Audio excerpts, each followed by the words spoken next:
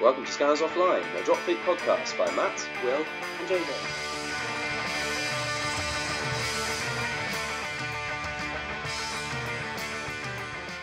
Okay, we're set. We're going to do the intro first. Okay, hello and welcome to Scanners Offline, episode 7 we are up to now, flying through the episodes. It is a lovely sunny day here in the UK, and the sun is rising over Drop Fleet, with many new things happening. Could you be any more cringeworthy? And that's JJ, who is here today, and Will's here as well. Will. Hello. Right, just to quickly say what we're going to do in this episode. Hope you're sitting comfortably with something good to do. Some painting perhaps, hopefully painting some Drop Fleet. But if you're painting something else, we won't hold that against you. Well, we might do a little bit. JJ will personally hold it against you, but I am more open to other things. I'm happy with people painting other things. But JJ's a hypocrite because he was painting 40k this morning, so anyway, moving on. So today we will look at the news. We've got bits about Adepticon, we've got UK Games Expo, and we also are going to do a bit of a guide to UCM list building. So this is starting a new section of bits to our podcast. I think we're going to go through each faction and do a specific beginner's guide to building certain lists. But do we know anything about building UCM lists? You should know something about building they're UCM your lists. main faction. I'm starting UCM now, having played 2 games now. How many did you win? Technically 1. So your win-loss ratio is already better than mine. Actually, yeah, probably is, yeah. Anyway. Yeah, so, and the war stories as well, Will's gonna tell us about a game he had recently as well, where he was very brave and took no strike carriers. We'll come back to that. Yeah. Aren't you intrigued? Let's keep listening. Pay attention. You know they're not going to trust us talking about UCM list building now, right? Oh, if we're building lists that have no strike carriers in. Yeah. Seems totally silly. Right, let's move into the news. The news, the bit where we talk about new goings-on in the Drop Fleet world. On to the news, and we've got 2 main things to talk about. There's things that went on at Adepticon in the US, and there's also some news regarding the UK Games Expo, which is in June.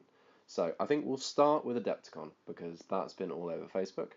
Let's talk about the destroyers first, because that is big news to the Drop Fleet community. I'm going to bring up some pictures now, so we are going to have a look through the destroyers and have a guess at what we think they're going to be. They're on display at Adepticon. JJ's going to chip in here for the Shaltari ones that are on the screen. So, 3 types of Shaltari destroyer. Now, it's really exciting to have new ships full stop, but looking at those, what do you think their role is going to be in the game? Well, yeah, I mean, they're kind of odd looking in some ways, I think. They're a bit, because they've got like this main back piece, then they've got the forward kind of arms, and then some kind of different attachment on the front. Now, one of them is obviously a troop launcher. Yeah, we can see the distinctive like disc here, can't we? Of the it looks like a mini emerald, right? Yeah, it's like a mini. I mean, being slightly critical for a moment, it does kind of feel like a little bit like someone's just literally got the bit off an emerald, shrunk it, and then blue tacked it to the front of a frigate. But how dare you imbue Dave's creative skills? Okay, he put a lot of effort into that. He did not just copy the emerald disc. Okay, well, It's a different size, Yeah. damn it. hey, look, I'm a big fan of Dave. And some of the models he's come out with are beautiful. So it's not to criticise the man, but it doesn't really, for me, it doesn't really do anything for me.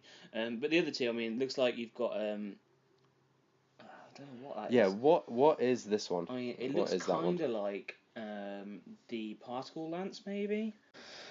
Some kind of just big gun strapped to a... It doesn't look even like I mean, it's hard because it's not finished painted, so we don't. It doesn't look like a particle lance. It doesn't look like a gravity. It doesn't look like a gravity coil either. The impel weapons. Hard to guess at that one. Yeah, I mean, I think we need to wait for some more complete pictures of the Shaltari destroyers to really get a better understanding of what they are. One of them's clearly a troop launcher. One of them's a shooter. I have no idea what that is. I wondered if it looks slightly similar to a Topaz weapons, which is disintegrator banks, I believe. Yeah, I mean, it could be like an upside down topaz bit. Mm. So yeah, it could be a disintegrator bank on a destroyer. Not sure. I mean, I like the body parts and the whole bit. It's the weapon bits at the front that I'm not convinced on at the moment. So I think we need to wait for more complete pictures of them. I mean, it's exciting that they're getting another troop launcher. Yeah, that's going to give a lot of flexibility to Shaltari lists, isn't it? If you don't have to have an emerald. I'm interested to know if it requires gates or if it's like a troop launcher like everybody else's. So you have something different. It's a good from question. The gate system, which would be interesting. That looks like the size of a void gate. So Yeah. I'm guessing you're not going to need void gates. Yeah. So that'd be quite interesting. Different for Shaltari players there. And we don't know whether destroyers can enter atmosphere either. Yeah, because some of them look like they're atmospheric capable. Like, I mean, having said that, the Scourge ones, they do look very. let's move on to the others. Yeah. So I mean, these are some of the Scourge ones. So this is the first Scourge picture. So we've got one. I can see the close action parts there, and some ocular beams, and some front facing ocular beams on the head as well. I really like the look of these. They look really cool. They look like squids. They are squids. Yes. Going through water, which I think is amazing. I really like these. I really like all the new Scourge stuff. This is the opposite to the Shaltari ones. These are amazing. I really like them to the point where I kind of wish I was a Scourge player now. So that might get you into collecting Scourge. I mean, the new battle cruisers and the new destroyers are just amazing. And I've seen so many people's battleships now, Scourge battleships, dragons or demons, and they're amazing. They're such good models. Yeah, they really do. I mean, the fins are slightly different on this one, and I think the weapon layout looks slightly different. It's not got the main crest of ocular beams. It's got lots of tiny ones as well. That's actually got those little red dots on a Scourge ship. They're meant to be point defense, right? So is it possible that we're seeing here a Scourge destroyer that's like a point defense Aegis ship? Like a Tactica. Yes. That'd be interesting. Because it's got loads of extra point defense dots there, and then a basic weapon system. So I think I'm calling it. That's a point defense. That's an Aegis Scourge destroyer, I reckon. Yeah, I mean it is quite different from the other one. It does look kind of like it might be defensive. Yeah, Well, and then like when the rules come out, it'll probably be really obvious. But at the moment, it's all guesswork. it's really fun just to guess. Yeah. I don't know what names they're gonna have even. Yeah. This one looks like a shark. It's got fins, and that's clearly. it's got a horn growing out of its head, but that is a torpedo. No, it's the burn through laser. It's the Scourge furnace laser. Yeah. Furnace cannon. But it's just one furnace cannon. So presumably that will be forced to hit cap 4 on one profile, or maybe 2s to hit 1 dice cap 2. What we're saying with destroyers as far as whether they're going to be atmospheric capable or not. What do we think? Yeah. I don't know. Because up until I saw these pictures, I was thinking they would be, but based on the weapons that they seem to have, I don't think they're going to be. Some people were hoping for something to balance out the strike carrier imbalance, something to get them from low orbit and attack down. I mean, the troop launcher for Shaltari will obviously help with that because it will make it easier for them to get ground troops down. Yeah. But if it's not atmospheric, then it's not actually really going to balance it. No, I don't. And these Scourge ones don't. No, look like they they're gonna don't. be atmospheric. Yeah. Onto the PHR ones, you can see some PHR parts here on the screen. So, for those that are listening, they laid out the PHR parts. They weren't attached to the main PHR body of the ship. One of them will clearly a troop. Yeah, a it troop looks bay. like a troop bay, possibly a bomb bay instead, but I'm pretty confident that's some kind of troop bay. So that'll be quite good for PHR. That'll give them some sort of rapid troop ship. Yeah. Because the major problem with the troop ships in the PHR at the moment is they're slow, which does force your hand in play style a little bit. I reckon that will definitely only be able to drop one bulk lander. Yeah. So it'll be either 3 men or a defense battery, and you wouldn't be able to drop a defense battery if it's on its own. Yeah. Because there's no one to man it, and then you remove it at the end of the turn. But I can see people running squadrons of these, maybe. Exactly. So Yeah. the same as a troop ship. So slightly more flexible. When a troop ship's gone, it's gone. You don't get the drop. Yeah. But if you've got a squadron of destroyers, each with 3 drop, You lose a destroyer, you still got the drop. it's still fairly efficient. Yeah. The other weapons, I'm really struggling with PHR because none of these are broadside based. They all seem to be front facing or turrets. You got big turret that looks like it goes in the same place as a troop bay, so Yeah. it's got on the middle. I would say that's a medium caliber weapon, possibly heavy caliber, but it's hard to tell because you haven't really got anything to scale it against. So you mean medium caliber, not necessarily caliber M. Yeah, but just the medium caliber, so full yeah. plus to hit. And then you've got 2 sets of guns that go on the sides. You've got a set of guns which looks like the same as the turret that go on the 2 sides. That'll bring it up to 4 guns, whatever the guns are, or a troop bay in those 2. And then you've got a set of engines. So I imagine you can get a faster version of the destroyer with some massive engines tagged on. Which is on. quite unusual for PHR because all of our ships are slower than everybody else's or at the same speed. But aren't those like missile tubes? I don't know. Those parts. Well, that's a good point. There is something there, isn't there? Yeah. I mean, maybe they're just air intake valves for the engine? Although it's in space, there's no air. maybe they look like missile tubes. Maybe they're upgrades to make them atmospheric capable, if they're in. Maybe it's an air-to-air weapon. Yeah. Who knows? It'll be interesting finding out. If it's atmospheric and that's an air-to-air weapon, that's going to make it really good. If those engines, with it. Yeah. If those engines are on a joint and they can like swivel, that would make sense for atmospheric because it could, like a Harrier jump jet, lands vertically and takes off vertically, right? Or used to. I don't know if Harrier still use Harriers anymore. But yeah, it could lower itself into atmosphere pretty much straight down. Yeah. And back out again. Maybe you could even land on the ground. JJ's dubious about that one. Yeah. But, no, I'm not convinced on that. There are interesting options for what it might be. I mean, there's the PHR body. Will, you're not convinced by the aesthetic of this, but yeah, it looks. I don't know because it might look really good in real life, but from the photos, it kind of looks like a drop zone shape rather than drop fleet. It does, yeah. The head at the front.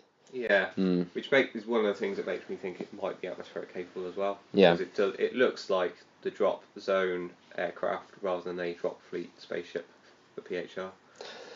So interesting though. It's opening up so many possibilities, destroyers, and then onto the UCM ones, which we all agree are really fantastic design. I picked the right time to join UCM. Yeah, I love them. I think they look amazing. So all 3 of them look good. The first one on the screen here, JJ is well spotted. You were the first one to spot this. That it is a launch bay. Yeah, I mean, I think that's the same as a Seattle launch bay. It looks very similar to a Seattle launch bay, but Will suggested it might actually be a bolt lander launch bay. But because of the shape, it being so similar, I think it's a fighter bomber launch bay. Yeah, I agree. Yeah. I think it's. I was just thinking that 2 of the factions have ground asset dropping destroyers, so it might make sense if the UCM one was a ground asset launching one as well. But we'll have to wait and see. Maybe if it's atmospheric capable, which we don't know if it is or isn't, it can launch fighters and bombers from atmosphere. That would be very interesting. Amazing. Yeah. That would be amazing. I feel like that might be game breaking. So I think that's doubtful. It might be hard as an opponent to keep track of which fighter and bomber tokens are atmosphere capable and which aren't. If you've got multiple in it, I don't see them breaking that rule. But I think would you think launch 2 or launch 1? Seattle's launch 3, so I think it'd be too much to give them launch 3. Yeah, it's going to be 1 or 2. Probably 1, I imagine. Probably 1. Yeah, so it's equivalent of a Pandora. Andromeda. Close. I play PHR. Come on. You're fired. Yeah. Pandoras are the burn through laser. Yeah. Yes, redeem myself. So it's got point defense on it as well. But point defense guns doesn't there. appear to be any other. There might be like a gun weapons underneath or something that we can't see. Yeah, I mean there could be guns in those front bits. That could be a gun, but no, I feel like it's not. I think it's just got launch and point defense. It'll just have nice cheap carrier for UCM probably. This one has 3 parts to it. Looks crazy.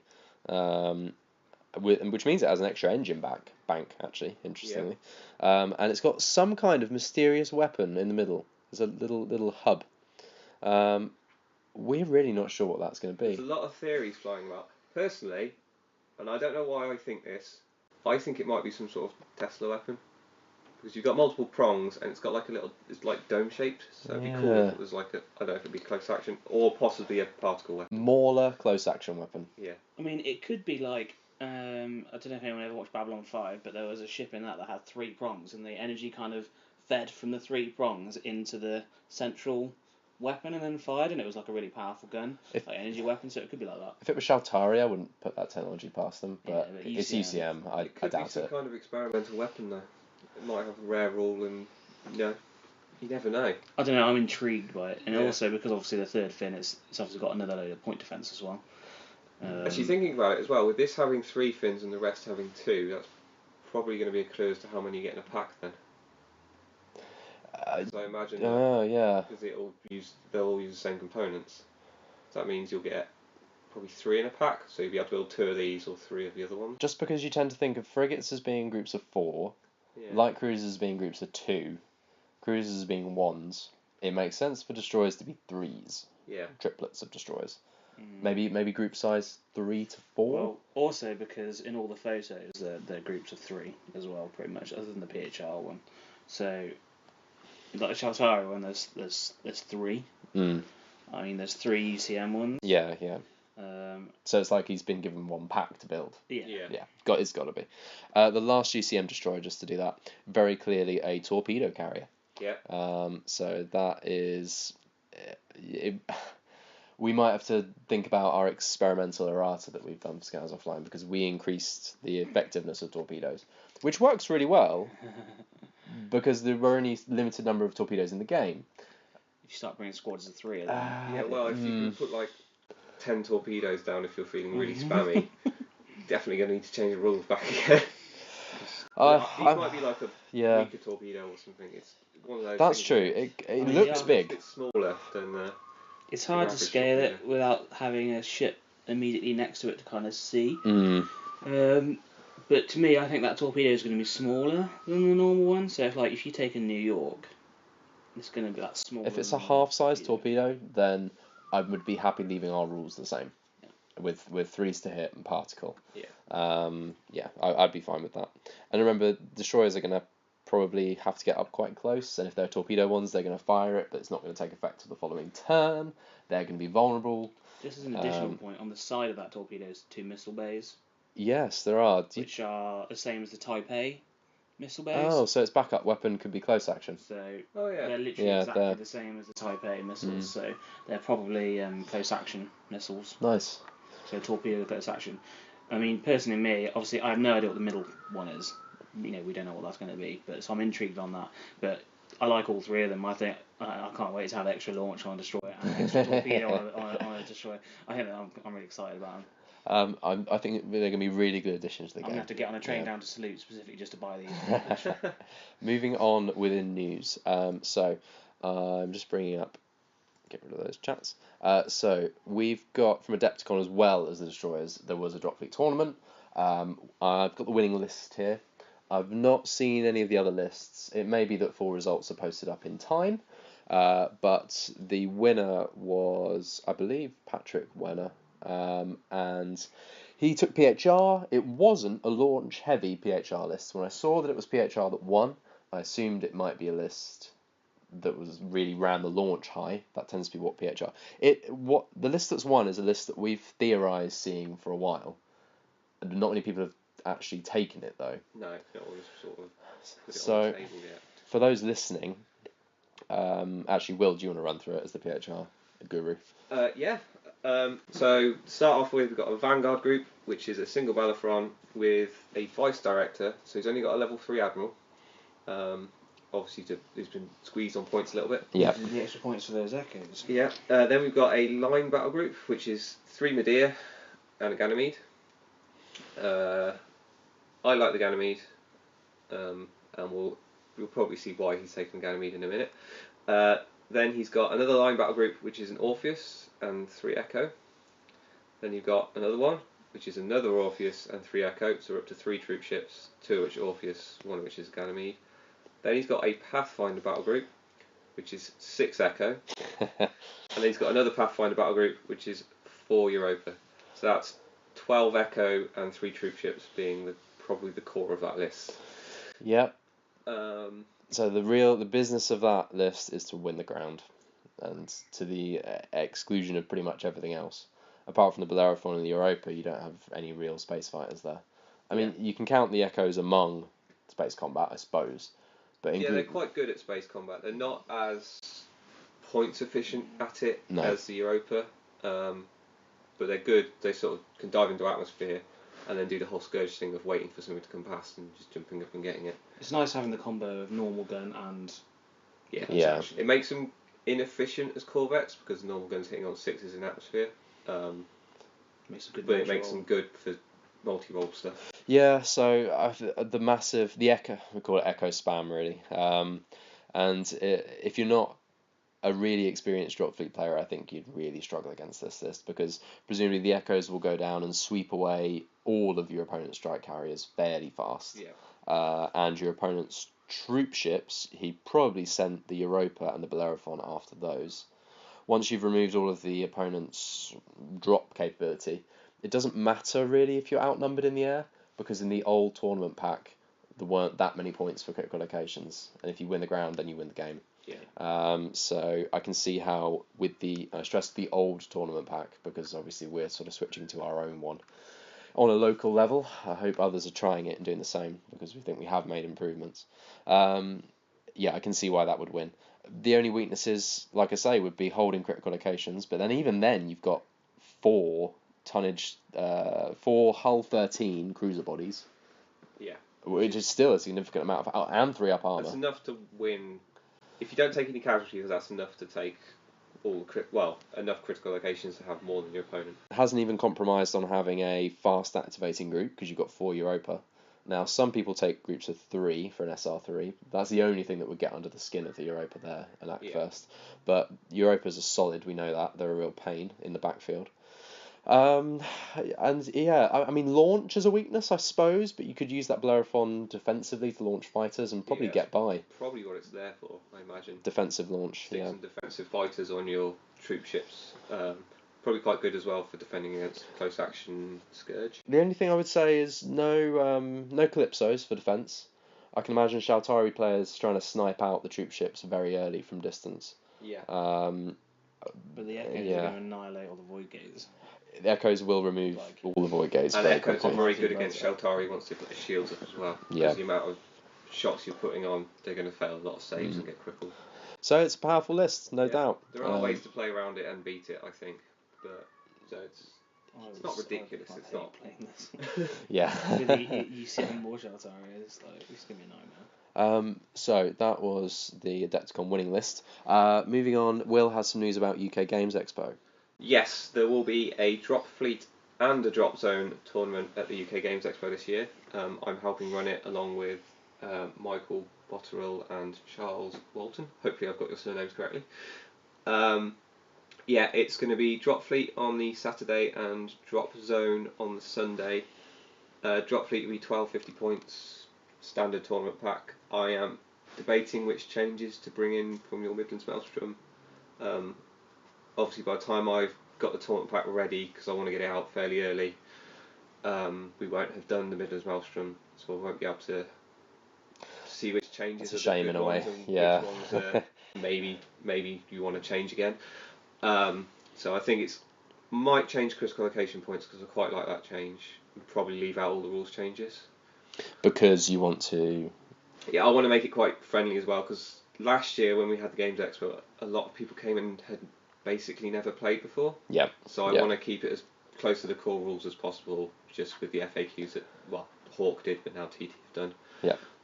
And also with Destroyers coming out, possibly monitors might be out by then as well. So we don't know what effect they're going to have on the rules balancing. So I don't want to change the core rules and then have to change it back again, because that is going to require emailing lots of people.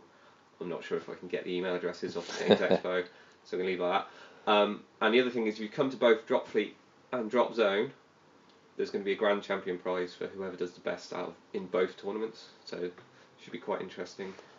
And the prize is a 10% shareholder stake in TT Combat.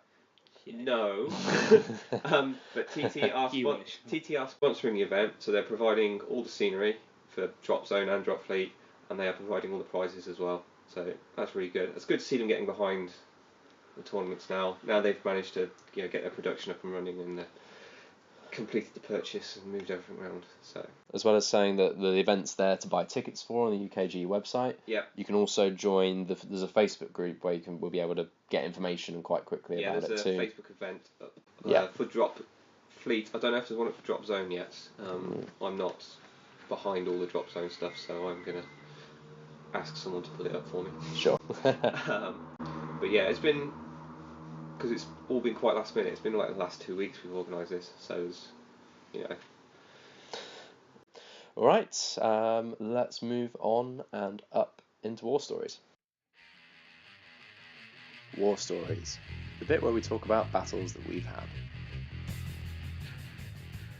War Stories! Okay, we're doing just a very, very focused War Stories because JJ's mainly been playing 40k. Boo! Hiss! Yeah, just drop me in. Nice. I have been playing Drop Fleet, but my War Stories are quite similar at the moment because I've been using the same list each time with my Dragon and my Yokai. And I don't need to go on about that because I talked about it in our last episode in Hot LZ. And I haven't played for 2 weeks now. So Will, we've got his list up here. I'm sure he'll run through it with the list he used, but it's on the screen if you're watching this on YouTube or Facebook. So go ahead, Will. So as everyone knows, hopefully everyone knows, I play PHR normally, but for Maelstrom I'm switching to UCM because the Hot LZ told me I had to. And I'm listening to their good advice. Yeah, I'm listening to their advice and I'm painting my fleet right now. So I played UCM. I played against Luke and his Sheltari. I don't know if anybody's mentioned playing against Luke before in any of our other War Stories. Probably at times, yeah. He normally plays UCM, so he's also switching up and playing a different fleet. We played Collateral Damage, which is a new scenario for Matt's tournament pack. So that scenario is 2 space stations on either flank, so 4 space stations total, and 2-3 clusters in the middle, quite close to your own deployment. Yep, I've got it on the screen now. So and it's all about the destroying each other's space stations. Yes. Or bombardment. Or it's supposed to be. I'll talk about that in a minute. You get I think 4 victory points for blowing up a space station in your opponent's half, and 2 per sector. Yep, that's it. Also the clusters are not critical locations. Nope. The space stations are critical, and they are medium clusters. Yes. Okay, so that's the scenario. So I'll go over Luke's list. So Luke took Diamond and 2 Void Gates in a flag battle group. Then I don't know if it was Pathfinder or Line. He took an Emerald and 4 Void Gates. And then as another group, he took another Emerald and 4 Void Gates. Makes sense. That's all right. Yep. That's 3 of the battle groups. Then he took, I get the names wrong now. It was Turquoise, the close action one? Cruiser? Yes. With bombardment as well. Yeah. Yep. And Jade is the close action frigate? No, Amethyst. Amethyst. So he took a Turquoise and 2 Amethyst as a line battle group, possibly Pathfinder. I don't know. I haven't actually seen his list. Sure. And then he took 2 Amber, so we're up to 5. So 2 Amber, they're shooty. They're probably a little bit too good for their points. But absolutely classic Sheltari group there, 2 Amber. I think you're starting to see them appear in every Sheltari list. Mm-hmm. And then his final battle group was 4 of the gun frigates. Topaz. Yeah. So 4 Topaz. So pretty standard Sheltari list. And your list, which I'm going to show now, was very different. Yeah, so my list had some standard things in. There are things that you will see in most UCM lists, but so I like to try things differently, and I'm doing this from like someone coming from PHR, so I like troop ships. So we'll start at the bottom because that's the least surprising stuff. So I had a Pathfinder group which is 2 Type A. These are here to kill other people's close action groups. That's why there's only 2 of them. That's a very, very small group of Type A's. Definitely be out activating everything. Yeah. And then we got up in the strategy value, and we have 9 Santiagos. Wow. So, because I've been giving out advice on Facebook, and I've been like, take 6 Echo, and the equivalent of 6 Echo if you're playing someone else is 9. Now, I should point out that you must have played it with the new rules, which means they all have caliber L too. Yes. My feedback from that is, from that game, caliber L might be a little bit too much. These placeable games, because you can't tell from one game. Yeah. Because this, points-wise, this is the equivalent of 6 Echo as well. Okay. So that's why I took them as well. Coming from PHR and going, I want some Corvettes. So I'm going to put this many points into Corvettes. Yeah. Yeah. And also, I have no strike carriers, so I need to be able to kill other people's strike carriers, which is the thought. And if people haven't got very many strike carriers, that many San Diego are able to kill cruisers. So, flaw being, if someone does detonate drives, I might lose a whole battle group. I think it's fair enough for them to be that powerful because you've sunk 200 points into corvettes. Yeah. So I think that's fair. So next battle group is one San Fran, fairly standard. Mm-hmm. Next battle group is two San Fran. Less normal to see two together. I started running out of battle groups, so I had to put them together. But it's three troop ships. I like troop ships. They're able to score critical locations and drop troops, which is really useful. And it's a lot easier to move from cluster to cluster. And those two San Fran can now stack up their improved close action in our rules. Didn't seem too powerful. Okay. Seemed about right. That's fine. It did seem powerful at first, and then I went, oh wait a minute, it's about the same as an emerald, and an emerald's cheaper. So yeah, I think it's probably about right. Good. It's not too crazy. Next battle group is two Moscow. So it's a lot of firepower. The idea being they're going to be in front of the San Frans, so if you ignore them and try and snipe out the San Frans, you're in a lot of hurt afterwards. Well, let's be honest, one Moscow is fairly underwhelming. Yeah. Because even going weapons free, okay, it throws 8 3-up dice, but one amber can do that. Yeah. And okay, it's got good arcs, but how often do you really need those arcs or to split the fire? Yeah. You need the Moscow to be going as a heavy, going toe to toe with your opponent's heavies. And it just can't do that. It loses almost every case. Yeah. But two of them I like, and they're quite cheap, so you can do it. Yeah, and with with tonnage of 20, they can take critical locations off other people's battleships, which is Were you quite using the useful. San Frans with the linked Yes. turrets and the full close action? Yeah, so linked turrets came in quite useful as well. Yeah. That was enough firepower. Most of the time when I did it, I could have gone weapons free, but it was quite nice not to get the major spike and be able to shoot them. Especially against Shautari. Yes. Final battle group is Beijing with a level 5 admiral. I like the Beijing. I think the New York is possibly better, but I wanted the ability to do damage straight away to make it more of a target, so people are shooting it rather than the troop ships.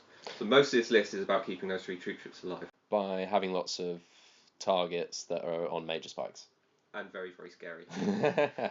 Remind me of the Beijing's firepower, because they're so little that they're used. I've started to forget what it actually has. So it's got six 3-up shots from its 640s. I'm going to get the names wrong. 64s, yeah. Yeah. And then it's 8 from the other guns. And they're 4-ups. Yeah. And it's got a laser. And then it's got the same close action as a Type A, I believe. What's that? The close action on the battleship. D6+4. No, it's good.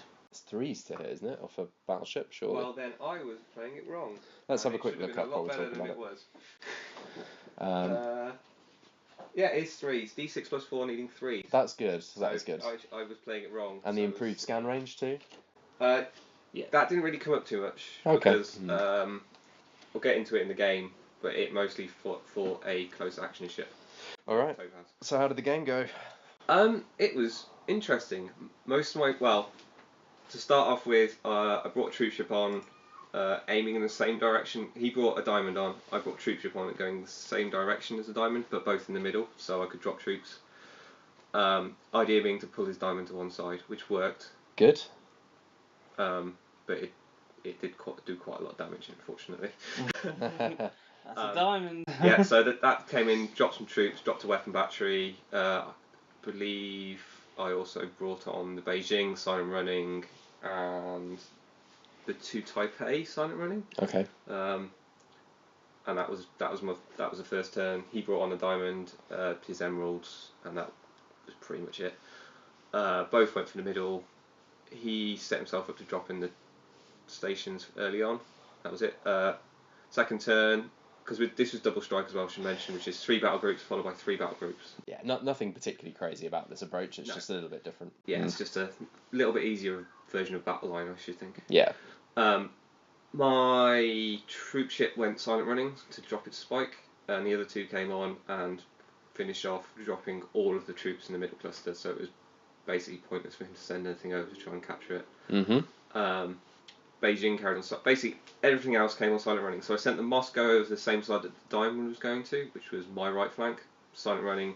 just to give that diamond something else to shoot at other than the San Frans. And my other 2 troop ships, which were going for the middle cluster, went towards the opposite side. I believe I brought the corvettes on at crazy speed at this point to get them in position to start killing stuff, hopefully. And the Taipei's carried on silent running because he had too much stuff for them to get through and really do anything. Yeah. Third turn, everything silent ran. Apart from the San Fran in the middle, which Max rusted to be able to drop on turn 4 and take the space left station and a cluster on the right. And the 2 San Frans which had dropped silent ran then, so they lost their spikes. Basically, my entire fleet silent ran for most of the game. Everything just silent ran. No engagements happened. Turn 4, as it was a scoring turn, San Frans all went to the various stations on my side. My Beijing Max rusted and captured the top left space station, so the station closest. It was fighting off I'm going to get the name wrong now. The close action Amethysts and the close action cruiser. The turquoise. I think become a T. Yeah. So because it had max rusted, it couldn't fire, so it took a bit of damage because it was huge strategy rating. It got activated. Everything else just sort of silent around, apart from troop ships. So did your Moscows get to go weapons free together on one target? Yep. Because Shaltari have a ridiculous range, and they didn't survive the Shaltari shooting them. Yes, turn 5, we actually got some shooting happening. One Moscow got just smashed to pieces by, I believe that Amber went too early so they couldn't shoot, but the Diamond was able to shoot, and it ended up with weapons offline and engines disabled, which meant it also had orbital decay, and it was in low orbit because it was attempting to score the previous turn. Scoring, yeah. So it was basically it died very quickly. So I was dropped to Moscow very quickly just from one shot from the Diamond. It's fine, you had another one. Yeah, but it hurt. So at the end of turn 4 scoring anyway, I had 6 points advantage because I had a critical location over him, and your critical locations are worth 3 points, not 2 in this tournament pack. Turn 5, so the Diamond fired the Moscow, as I said. Bad stuff happened to my poor Moscow.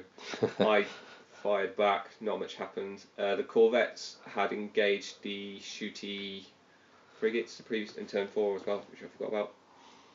They killed a few. Having killed a few, they then lost a lot in return fire. I think that's what the Ambers fired at in turn 4. Right. So they dove into atmosphere and just started killing some gates. Good thing about 9, I suppose, is you've got lots of redundancy. Yeah, you could shoot them all day and there'll still be some left, which is really good. Yeah, so they just, there was no point killing gates, but I was after a couple of kill points, so they just went into atmosphere and just blew up some gates. I believe at this point my Taipei also died, having done a run to kill off one of the Jade, but Luke passed all his arm saves on the other one, even though he didn't have shields up, annoyingly. Good rolling. Yeah. He managed to stop the crits with all 4 of his point defense, stop the crits, the 2 crits I rolled, and then he passed all his arm saves. So that was annoying. So they followed an Emerald around for a bit and then died because Emeralds have a stupid close action range. So what was the end result? Yes, turn 6 was a total draw because although my Beijing did die on turn 6, it managed to kill the ship, damaged his ship enough that the San Frans were able to finish it off. So the San Frans held both critical locations on my left and just dropped so many troops. And then on the right, he managed to shoot the space station that I held, and I managed to fail all of my saves. So I lost all my infantry on it, so he was then able to send a single gate over take the space station off me. And I rather foolishly, my San Fran had gone up a layer in turn 5, so it stayed where it was basically, and was in the wrong layer then for him to weapons free and kill it. I max thrusted it to get the other space station, but what I should have done was when it went up a layer, moved it slightly more forward and then just gone on standard orders so I could drop troops and take the other space station, which would have won me the game outright. Yeah. So I was ahead by 6 points, but he got more kill points than me, so he got 5 points, I believe. Probably to your 2. To my 2. Yeah. So then it drew it down to a 3 in my advantage, which on your tournament pack is a draw. Just a 10-10. Yeah, it's just a 4-point difference to be an 11-9. So I've made a few mistakes. I think in the early turns when my Taipei came in and they went against the Jade, they should have gone against the Turquoise and tried to take the cruise out, because they probably had enough firepower, they could have done it. Or crippled it at least, then the Beijing would have still been alive at the end. And then I could have sent my troop ships over to his ground cluster.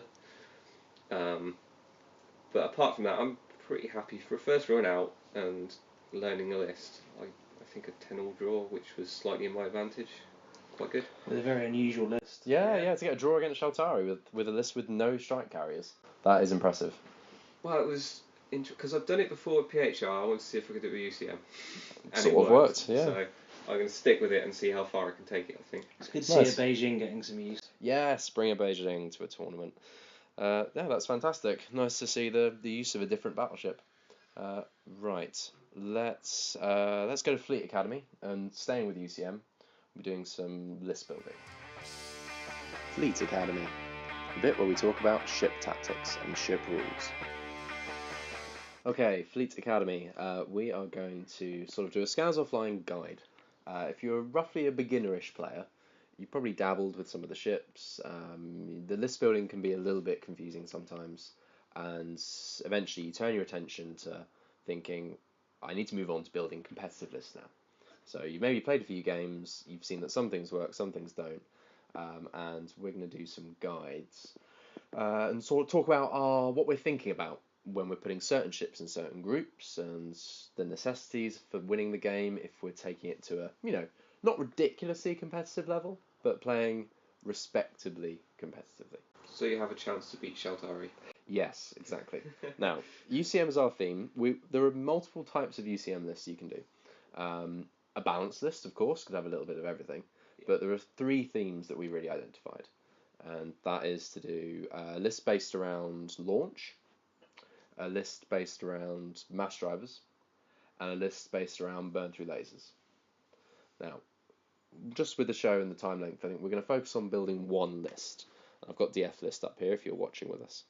We're going to go ahead and build a list. Now, you can see at the top, we are going to focus on building a UCM burn through laser list, because we've agreed between us, I think we agree, JJ maybe not quite so much, but me and Will probably agree that burn through lasers are the most efficiently competitive way for UCM to go at the moment.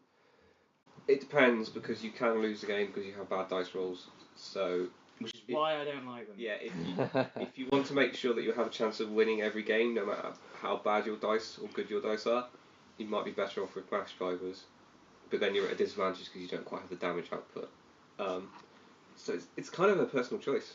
Yeah, fair enough. Personally don't like lasers, because I have been keeping track of how many times I have fired lasers and how much damage I've done, and it's less than half a point of damage per time I've fired a normal laser, which is really bad. It's only you that wants to do it. No, I'm sorry guys, I'm convinced here, and lots of people have done the maths on it, and I think mathematically, like damage per points, I'm sure the burn throughs are the most efficient. And if you have quite a few burn throughs in a list, then if you miss with a couple and you hit with the others, you've probably done enough damage with the ones that you hit with that it makes up for it.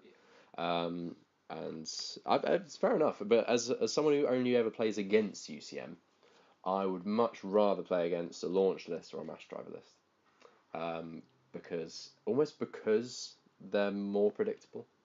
Like I can run the gauntlet of some mass driver fire and think, yeah, the odds are much safer of like the damage bracket. I know I'm going to take. You're going to lose a ship at random. Yeah, whereas someone gets lucky with a burn through. Yeah. Goodbye. You're like, if I put myself in the way of a perth, and I know I'm going to be hit by it, I might take 8 crits, or I might take like 1 damage. I don't know what it's going to be. So from my tactical point of view, I think burn throughs are the hardest to play against, and also they can hit you from range more easily, sort of with the active scanning and. Well, not more easily, but they can hit you from range. When they hit you, they light you up as well. Yeah, the flash element. Flash is quite nice. So, if we were going to go about building a UCM burn through list, should we start with the essentials and the drop? Yeah. So, what we want to put in there first? I'm sure we have a massive argument, probably. Well, you're going to need at least 1 troop ship. Yes. Now, do you want to put it in the Pathfinder or the line group? It depends, because my personal preference, if I'm taking strike carriers, is to have 4 strike carriers with a troop ship. would be how I do UCM. I'd say that's I'd agree with that. Which gives you the flexibility because then it can be line or Pathfinder depending on. Because sometimes you get halfway through and go, oh, I need another Pathfinder group. I'll just push that. Let's come back to that then. Let's start with the Admiral. We'll come back to it and see whether it makes sense to put it in Pathfinder or line. But as a guide, about a third of your points, maybe slightly more on drop. So we're looking at 400 to 500 points drop. I try and make it so I can get to 3 or 4 locations and put a good amount of drop on there, because that's normally enough to win you the game. Yeah. And if you do get beaten off a location, you can still generally draw it. Right. I think we're probably all in agreement that if you're going to go with a burn through list, what your Admiral and your heavy choice should be. Beijing. Oh God, this is a terrible idea. I'm going to put Perth because I think more people have Perths these days than have actual original Avalons. Yeah. So I'm going to go with the Perth in there. Get a bargain at 195 points for its big old burn through. Yeah, for its super heavy laser with burn through 8, flash, bloom. What level Admiral are you going to put in? For now that's something that you can be flexible with. JJ, what would you go for? 4. 4. Okay, let's go with Admiral 4. If you go up to 5, it's 40 points more. Yeah, that's quite a big jump to 5. That can always be knocked down to 3, I feel, if later on in the list building you need a little bit of wiggle room. Yeah.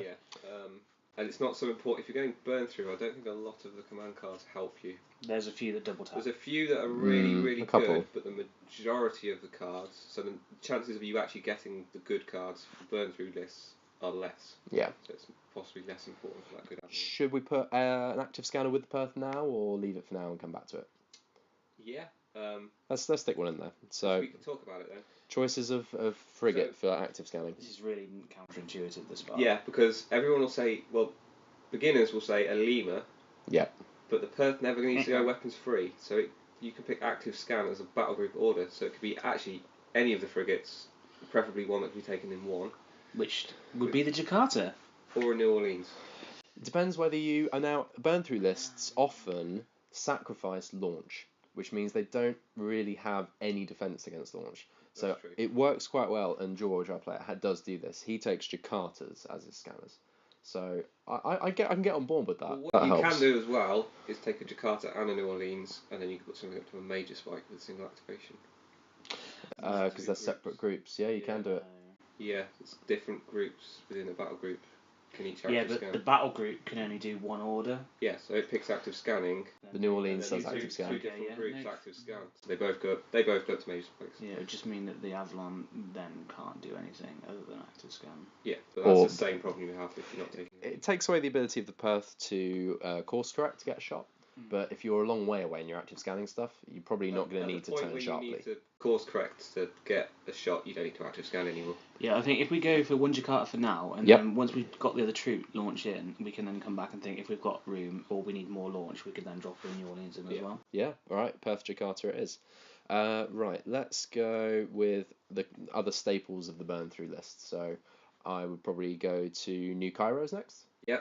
I've seen them run in 3s and 2s generally where they're at from. Quite scary. 2 or 3. You could hypothetically fit 9 New Kairos into a line group, but yeah. Now we're not going to go mental with the cheesiness here of burn through. Let's try and keep it a reasonable burn through list. A pair of New Kairos with a scanner. Okay. Is what I would normally. You can always add in another New Cairo if you get to the end and run out of points. Let's go another Jakarta again for fleet defense. Because the New Kairos actually have good point defense. They're not like other light cruisers. They've got the full cruiser point defense of 5. They do have lower close action though. Yeah, but once you're in close action range with a New Cairo, it's generally dead. Yeah. It's not very survivable. So Jakarta with 2 New Kairos, or rather 2 New Kairos with a Jakarta, another active scanner. Now obviously if you're a new player and listening, when we're saying an active scanner, we mean that the frigate is going to just move along doing active scan order, and then you move the burn through lasers, the New Kairos, the Perth after. They take advantage of the spike that you've put on and hit something from a long way away with 2 burn through lasers in the case of the New Cairo, or 1 in the case of the Perth. Okay, cool. Got 3 burn through lasers in there so far. Yeah. Probably want to fit 5 in if we're going for a real burn through list. So a double group of New Kairos then. Or do we go like 1 Berlin, 2 Berlin? Because I like the survivability of Berlins. Yeah, I do as well. Yeah, I do as well. personally, I would take Berlins over New Cairos, but that's from someone having played against New Cairos, and basically they get one shot and then they're dead. Well, what if we did? So let's do a line group of a Berlin, at least one. Now we could keep that as like a quick activating SR5 group on its own, because most of the groups are going to be 11. That makes them quite slow. Yeah. That makes So sense. I'm tempted to do a Berlin on his own. What do you think, JJ? UCM player? Yeah. Yeah, I mean, I like having an SR5 group. I mean, in my list, because it's more Master Rider heavy, I tend to have it as a Seattle or a Rio. Yeah, and they work well on their own too. Yeah, and they do. So, yeah, I think, SR5 would be good. I mean, you could always look at maybe adding some New Orleans into that group with it. That's true. I suppose So if we you don't have the bump it space. to an SR7 or an SR9 to drop some more New Orleans in there, depending on how much space we've got later. I think if we leave that as it is for now and then come back to it. So we're not over halfway yet with points. Let's leave the Berlin there for now. Okay, at this point, let's think about, do we want Corvettes or not? It's going to be a choice between Corvettes and Taipei at this point, because you've got 3 battle groups left, and you're going to want 2 of them to be your drop. Corvettes and New Orleans. Do you mean? Or do you mean, between Santiago's and... Santiago's and Taipei, because we're going to have one more combat group, and then two of the groups are going to be concentrating on drop. So it's going to be that, do you want to be able to blow up their strike carriers, or do you want to have a fast activation, close to action group that can kill anything? If I'm doing a burn through list, I probably wouldn't go with Taipei's. Yeah. I'd probably put them in the other lists. Yeah. But so let's do one of the Pathfinder groups let's do our standard drop group. So San Fran in there, and then also adding in New Orleans and bumping it up to 2 New Orleans. Make it 4 New Orleans there with it. Yeah. So it's a big chunky drop group. Well, it's SR9, which means it comes in at the right time. Yeah, it gets in underneath anything that's 10. Yeah. Which is useful. And again, the New Orleans and San Fran, they don't have to go the same direction at all. They can split up, go where they want, because New Orleans have, as strike carriers, they have outlier. Yeah. So they can do what they want. That's a really classic, nice, balanced drop group. All right, 2 battle groups to go. So we're probably going to want 1 line and 1 Pathfinder, aren't we? Yeah. So let's go down. Okay, we're going to need more drop than this, so let's put that in first. Yeah. Now, what do you think? A repeat group? Repeat groups probably be my choice, because I always find if there's 1 San Fran, it gets picked on and killed very quickly. Yeah. If there's 2 of them, your opponent realises they can't kill both at the same time, will then not necessarily go after the troop ships. So What about a slight compromise? What if we did San Fran, 2 New Orleans, and then 3 Santiago? pushes your strategy rating up to, Only to 10 though. which means it comes in turn 2 on distant, which you have to consider quite bad for your drop, especially UCM. I wouldn't. I would keep it under SR10 with those. I've toyed with that idea myself as well, actually. I feel a bit naked not having any Corvettes in a list. But you're gonna have 8 New Orleans at least. And 2 San Fran. 2 San Frans. I don't think you need Corvettes at that point. Now we've got 192 points left. That means we can't. Oh, we can do it. Yeah. So we could do for our last line group. We could do 2 more New Cairo. And that leaves 16 points. So, what do you think? It's a lot of lasers. It is. So it's Perth, Jakarta. You could drop a New Orleans into that New Cairo group, and What is an active scanner? Well, I'd have to peel one off one of these. I could do. 32. No, yes, you wouldn't. You could peel one off both. You could go right New Orleans. So you go San Fran and 3 New Orleans, San Fran and 3 New Orleans, Stick one with each of those. Berlin with a New Orleans, and I actually quite like that. 2 New Cairo with a New Orleans. Okay, so we found JJ's new list. Have I got the ship to do that? No, I haven't. I need one more. What would you need one more of New Cairo? Oh, no, actually, no. I think you have got the ships to do that. Yeah, no, yeah, I think I actually So could do you've it. got pretty much all the ships in UCM Maybe I'll battle play fleet. UCM this afternoon. So you've got. So we've written JJ's list for him. So this is the official Scanners Offline. You've heard us collaboratively list building, which is it's been quite good actually to get. I think that's quite a strong list. So going down bit by bit, and we've got 16 points left. I mean, we could jig around and try and use those up. Not that we've got a lot of areas for flexibility. Quite hard to do that. We could drop to AV3 instead of AV4. give us 36. Come on, pick it up. AV3 there. Yep. That gives us 36 points, and we can fit in one more frigate. Another strike carrier. I think that's worth doing. So just push one of those up. So it slightly bugs me that they're not even. SR9 and an SR8. Could we not swap one of the New Orleans for a Jakarta now? So bump these both to 4. Yep. And then swap out one of these for another Jakarta. Yeah, I like that. Probably with the new Kairos, so it matches. Isn't the Jakarta rare?